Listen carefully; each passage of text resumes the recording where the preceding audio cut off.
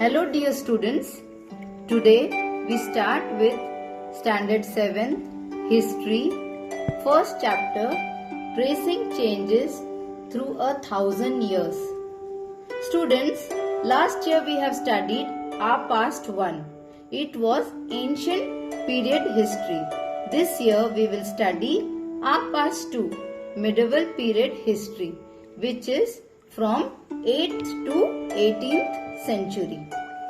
We are going to trace or track the changes that occurred or took place through the 1,000 years in our country. Look at the map one children. It was made by Al-Idrisi, an Arab geographer, in the year 1154.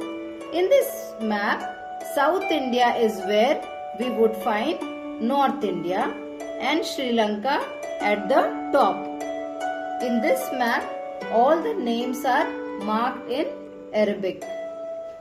Now, children, look at the map 2 by French cartographer made in 1720. Cartographer is a person who makes maps, and cartography is the science of making maps. There is lot of difference in both the maps. In map 1, the area of India is not visible properly, and it is an upside down representation of India. Can you see children? There Sri Lanka is at the top. So the map is upside down. Where else in map 2, the borders are prominently defined and visible. The reason for difference in two maps were: first, difference of 600 years between the first and second map, and second, during the time period the information about the subcontinent had changed considerably, and third is the map is more familiar to us and the coastal areas particularly more detailed. The reason being that in this 600 years the science of cartography had drastically improved. Thus we could get a more detailed and elaborated maps. When historians read these documents, maps from the past, they had to be sensitive, careful to the different historical background in which information about the past was produced. Now children, we come to our next topic, that is new and old terminologies. Terminologies are terms or words which are used in relation to particular subject. It is the language used to describe specific thing. With the passage of time, changes occur in the languages. For example, medieval Persian is different from modern Persian. You will find difference with not just with grammar and vocabulary. The meanings of words also changes over time. For example, the term Hindustan, as we understand it as India today. So according to Minhaj e Siraj,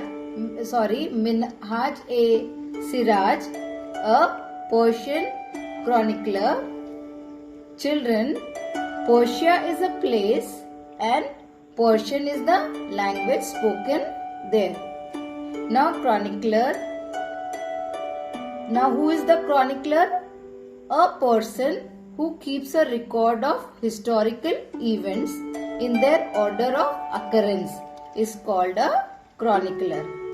Now children, Minhaj e Siraj meant the area of Punjab, Haryana and the lands between Ganga and Yamuna as Hindustan. He used this term in a political sense for lands that were under the control of the Delhi Sultans. But the term never includes South India. So children, see, Hindustan, that term does not include, South India was not included in Hindustan. Contrary to this, in early 16th century, Babur used Hindustan to describe the geography, the fauna and the culture of the inhabitants. Later in this chapter, poet Amir Khusro used the term Hind in the 14th century. So children, the term Hindustan did not carry the political and national meaning which we associate with it today, while the idea of geographical and cultural entity like India did exist.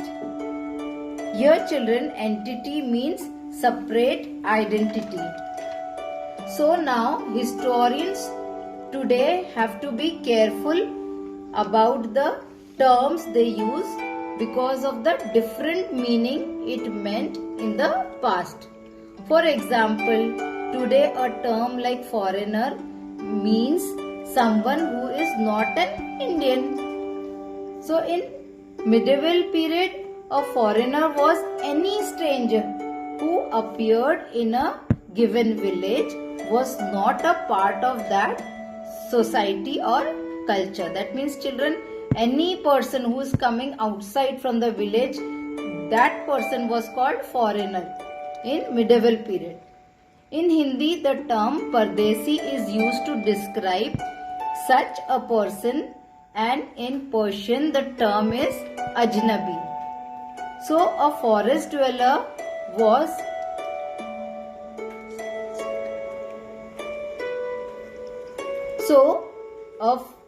a forest dweller was regarded as a foreigner by a city dweller.